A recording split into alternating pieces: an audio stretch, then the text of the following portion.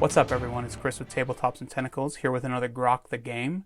Today we're diving into the cult-fueled world of Shiver, a new RPG system live on Kickstarter right now.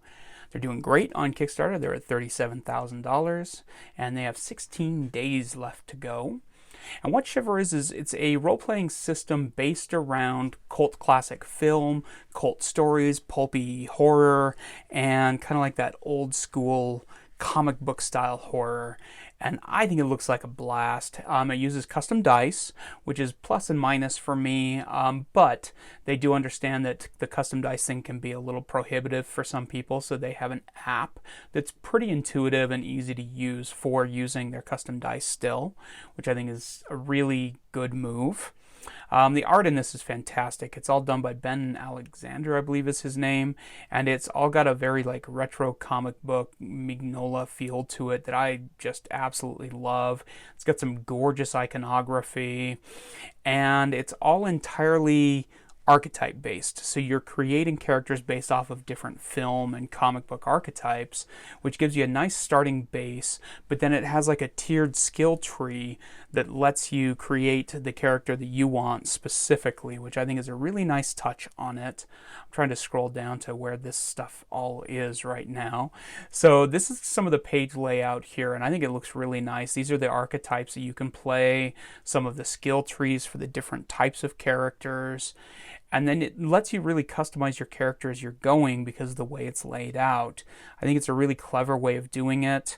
And the really neat thing about it is that the different archetypes have different skills based off of who you choose as well as the skill tree, but the dice play into that. They run it off of an archetype dice system where you have a skill die and a talent die.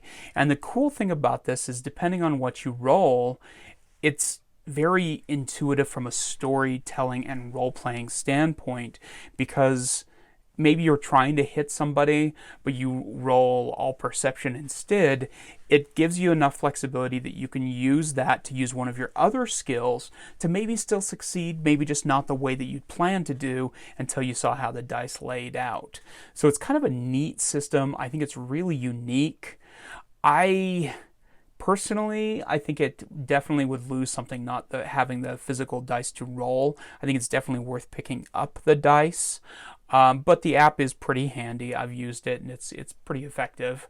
It's also neat they use a doom clock to kind of track time as you're playing the game to kind of give you a sense of urgency that a film has. So you got that ramp up on that as well.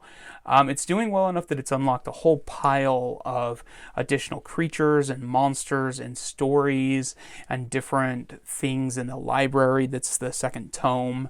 It's kind of neat. The core book is both a DM manual and a player's guide, so you don't need to pick up multiple books. You just have to get the library if you want that extra bonus content for gameplay. And it's pretty reasonable. It's $20 for the PDF of the core book. So the core book and the library are both going to be hardcover if you want a physical copy, and that's going to run you about $80 to get both of them and the dice, which is a little spendy, but they're gorgeous looking, they're really nice looking hardcover books, and that does include the 16 custom dice that it comes with too. They have a quick start on the Kickstarter